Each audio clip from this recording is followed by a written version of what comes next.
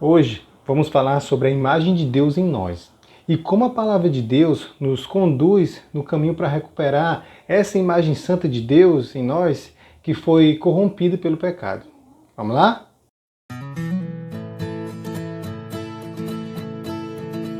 Olá, irmãos e irmãs. Eu sou Sami Paiva, como você já conhece. Estamos aqui no canal Farol 7 e o tema de hoje é Educação e Redenção. O texto bíblico em destaque a gente vai encontrar lá no segundo livro de Timóteo, capítulo 3, versículo 16, que fala assim, Toda a Escritura é inspirada por Deus e útil para o ensino, para a repreensão, para a correção, para a educação na justiça. Amém? Sabemos que a Bíblia é um livro de histórias, várias histórias. História de amor, tragédia, redenção e de ensinos. A proposta dessa semana é enxergá-la como uma história de um professor e seus alunos que viviam reprovando nas provas. Mas esse professor continuou explicando a matéria pacientemente até que finalmente eles passaram na prova. Na verdade, a história bíblica é essencialmente um convite para conhecer a Deus, compreendendo a sua vontade e sua graça, para, consequentemente, escaparmos dos efeitos da morte e do pecado, que é passar na prova, na analogia citada antes. De fato, aprender a conhecer a Deus é a nossa principal resposta à sua graça, que nos salva da nossa sentença de morte depois do pecado. A graça é imerecida, mas esse professor escreveu a Bíblia para que pudéssemos conhecê-la e usufruir dela, ok? Em Gênesis 1, versículo 27, lemos que a humanidade foi feita à imagem de Deus. Mas o que vem a ser essa imagem de Deus? Será que Deus fez Adão de frente para um espelho? Ou será que, de todas as formas de vida, o ser humano é a forma que mais se parece com Deus? Ou será ainda que se refere a uma similaridade e compatibilidade espiritual ou intelectual entre o Criador e sua criação humana? Há muitas interpretações para essa questão, mas uma coisa é certa: essa imagem foi alterada com a introdução do pecado. E o objetivo da educação bíblica é restaurar essa imagem. Amém? Porém, depois de muita reflexão sobre o assunto, sobre a imagem de Deus, percebemos que Deus nos criou para termos relacionamento com Ele, do mesmo jeito que um pai se relaciona com seus filhos. Ele nos criou à sua imagem, assim como os pais humanos têm filhos à imagem deles, para que pudéssemos educar como seus filhos, como pertencente à sua família. A imagem de Deus, portanto, é uma imagem mental que permite que dois seres, um divino e outro humano, se relacionem, se entendam.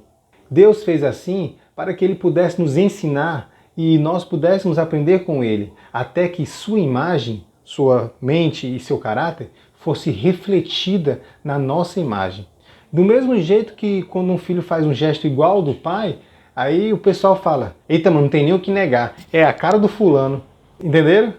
O plano de Deus é que seu filho, a humanidade, que Ele criou com tanto amor, refletisse o mesmo caráter santo dele. Agora me respondam uma perguntinha. Qual é o pai ou a mãe que não quer isso? A Bíblia usa muitos títulos para Jesus. Filho de Deus, Messias, Filho do Homem, Salvador, Cordeiro de Deus.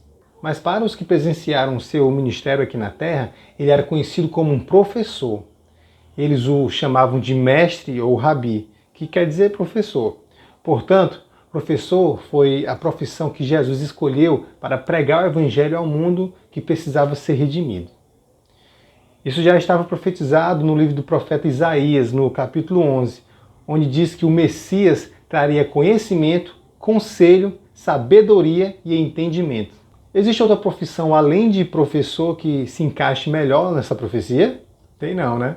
Em João 3, do versículo 1 a 3, Nicodemos, quando estava tendo uma aula particular com Jesus, reconheceu que ele era realmente enviado de Deus, porque ninguém faria o que ele fazia se Deus não estivesse com ele.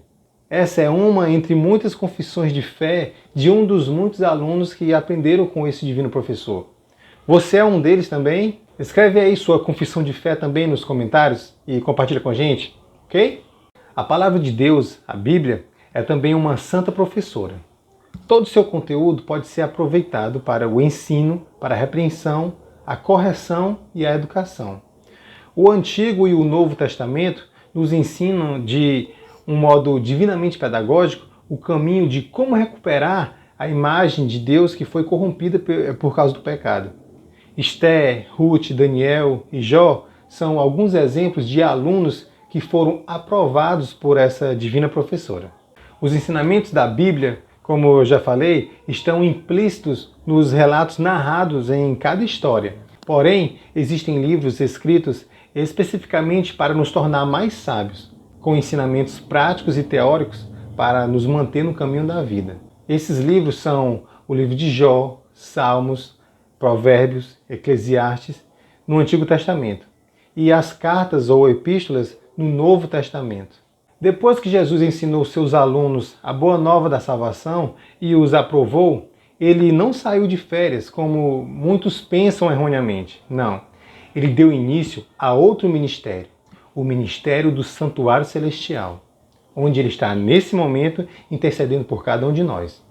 Porém, ele não desamparou seus antigos alunos e nem os que ainda viriam a ser seus novos alunos.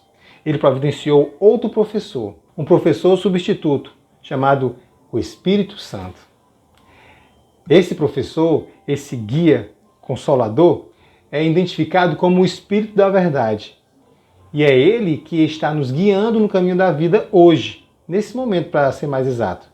E é só através desse novo professor, o Espírito Santo, que podemos ter acesso à mente do nosso Criador, restaurando em nós, mais uma vez, a perfeita imagem de Deus. Amém? Irmãos, esse foi o vídeo de hoje. E mais uma vez eu falo para você que está aí do outro lado da tela, se ficou com alguma dúvida, escreve aí nos comentários que a gente troca ideia aí junto, tá bom? Se você gostou do vídeo, mais uma vez eu peço que você dê um like e compartilhe com seus amigos.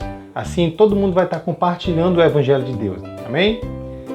Fiquem com Deus e até a próxima semana.